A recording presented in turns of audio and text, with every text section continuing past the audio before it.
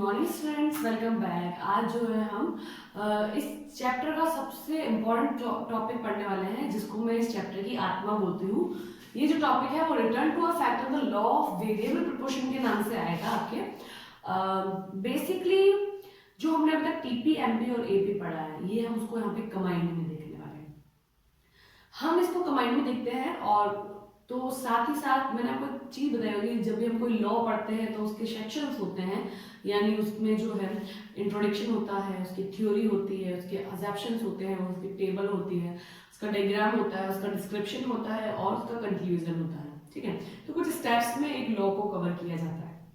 यहाँ जो law cover होने वाला है वो मैं आपको बताती हूँ कि यहाँ हम जो है टीपी, एमपी और एपी को साथ में लेकर कवर करने वाले हैं।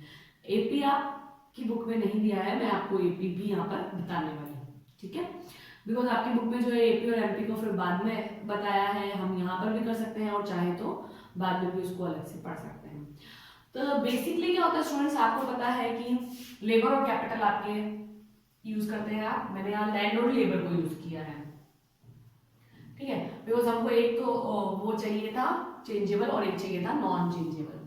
ठीक है, तो ये हमने नॉन चेंजेबल ले ली लैंड, इसको हमने 1 2 3 4 5 6 7 8 ऐसा कवर कर लिया। एक चीज आपको याद करनी पड़ती है, चाहे टीपी आप याद करें चाहे आप एमपी याद करें। तो मैंने एमपी याद करना इजी लगता है, 2 3 4 2 3 4 3 2 1 माइनस सॉरी 0 एंड द -1।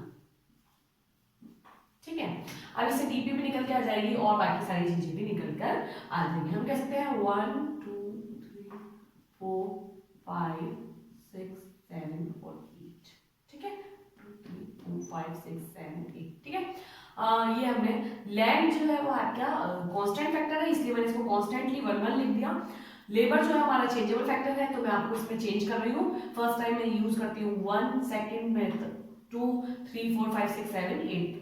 ठीक है, इससे मैंने आपको बताया था कि जब आप लेबर को यूज करते हैं और चेंजेबल फैक्टर में चेंज आता है तो आपके टोटल प्रोडक्शन भी चेंज होता है। टोटल प्रोडक्शन भी चेंज होगा। यहाँ पर हमारी स्टार्टिंग देखिए आप 2 है, मैंने आपको बताया था कि TP equals to sigma MP होता है। ठीक है, मैंने आपको ये भी बताया था कि एमपी जो है वो आपके टीपी एन टीपी n-1 से निकल के आता है। एपी जो है वो आपका टीपी अपॉन लेबर यानी चेंजेबल फैक्टर, ये याद रखें आप, चेंजेबल फैक्टर की कारण निकल के आएगा। ठीक है, ये हमारे इंपॉर्टेंट हो गए। अब देखिए मैंने क्या से निकालना है, आपको सीएफ निकालनी आती है, एज इट इज हम निकालते हैं। यहाँ पे 2 मैंने जस्ट लिख दिया, 2 में मैंने 3 प्लस किया तो हमारे 5 आ जाएगा, हमने यहाँ लिख दिया। ठीक है, यहाँ मैं प्लस का साइन लगा देती हूँ। 5 + 4 9 हो जाएगा, ये हमने यहाँ लिख दिया। 3 + 9 9 + 3 जो है आपके 12 हो जाएगा, ये आपने लिख दिया। 12 के बाद 2 14 हो जाएगा, 14 को आपने 1 किया तो 15 हो जाएगा, 15 में 0 किया तो एज इट इज 15 रह जाएगा और यहाँ पे जो है 14 आ जाएगा। क्लियर है, तो ये हमने सीएफ की जैसे निकालनी। अगर आप इस टीपी को याद करते हैं तो एमपी निकालना इजी हो जाता है। एमपी कैसे निकालेंगे आप, 2 एज इट इज लिख दिया, 5 - 2 3 9 - 5 4 12 - 9 3 14 - 12 2 और ये हम ऐसे माइनस करके निकालेंगे। क्लियर है, तो ये हमारी टेबल है। टेबल के बाद जो है आप बनाएंगे, हम 2 डायग्राम बना रहे हैं ताकि हमको नजर आए। ये हमारा टीपी के लिए बनाया हमने, एपी का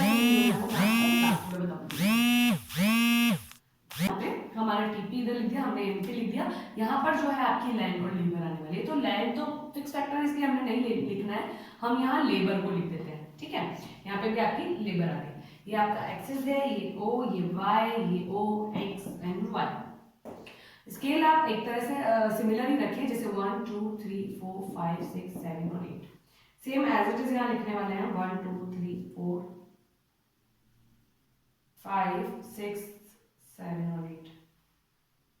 ये आपको जो गैप है वो मेंटेन करके आप ढंग से बनाना स्टूडेंट्स, ताकि जो है आपके डायग्राम में कोई मिस्टेक ना आए। ठीक है,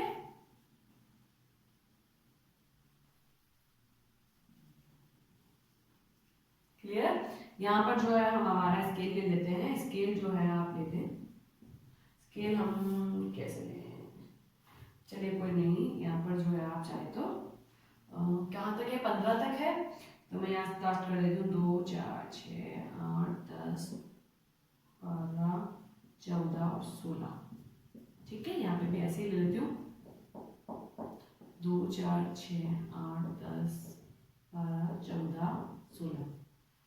ठीक है, अब हम आपको मैं डायग्राम बनाना सिखा रही हूँ। देखें कि जब हम डायग्राम बनाते हैं तो पहले हम टीपी का डायग्राम बनाएंगे। तो टीपी और लेबर दो चीजें हैं, यहाँ टीपी है यहाँ लेबर है, तो उसको लेते हैं। फर्स्ट लेबर पे जो है टीपी 2 होगी, मैंने टीपी फर्स्ट, ठीक है, फर्स्ट लेबर पे टीपी 2 है, मैंने डॉट लगा दिया। ठीक है, उसके बाद में 2 और 5 है, ये 2 और ये 5 हमारा आ गया, इस पे डॉट लगा दें आप। फिर 2 और 3 और 9, 3 और 9 ये हमारा आ गया 9। फिर हमने लेना है 12, 4 और 12, ठीक है, ये 12 आ गया आपके। फिर आ गया आपके 14, 14 आ गया। फिर आपके 15, तो यहाँ आ गए 15। फिर आपके 7 पे वापस 15, फिर आपके आता है 14। तो ये हमारी टीपी, बिल्कुल सही डायग्राम बनाया है आप, ये आपकी टीपी। हमने लेबर एमपी बनाना है तो बाकी सबको हटा दे, सिर्फ लेबर और एमपी को ले। फर्स्ट पे 2 है, 2 लगा दिया। 3 है और 3 पे लगाना है, ये हमारा 3 है। फिर हमको वापस फिर से लगाना है 4 पे लगाना है, तो ये हमारा 4 है। 4 के बाद आपको लगाना है 2 पे, तो ये आ गई आपकी 2। फिर आपके आता है 1, तो यहाँ आ गया 1। फिर आपके आता है 0, 0 के बाद -1, ये नीचे की तरफ आप -1 भी मेंशन करें, बिकॉज ये 2 है तो यहाँ -1 आएगा, ये आपका 0 है। ठीक है, ये मैंने आपको बनाने एक बार पहले भी बताया था। आपको अगर कोई प्रॉब्लम आती है तो आप कमेंट करें, मैं आपको फिर से इसकी वीडियो अवेलेबल करवा दूंगी। ठीक है स्टूडेंट्स, ये हो गया हमारा एनपी। ठीक है, अब अगर आप चाहें तो एपी साथ में बना सकते हैं, अगर आप चाहें तो ना बनाए। मैं आपको एक तरीका बता देती हूँ कि एपी बनाने के लिए आपको टीपी अपॉन एल करना होगा। आप 2 डिवाइड बाय 1 करेंगे तो आपके जो है डिवाइडेशन के बाद जो भी आता है वो डेटा आप यहाँ लिखेंगे, और डेटा लिखने के बाद लेबर और एपी का आप जो है डायग्राम बनाएंगे।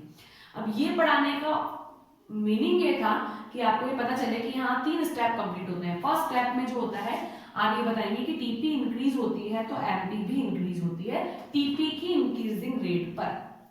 ठीक है, तो फर्स्ट इज टीपी इंक्रीज होगा एमपी की इंक्रीजिंग रेट पर।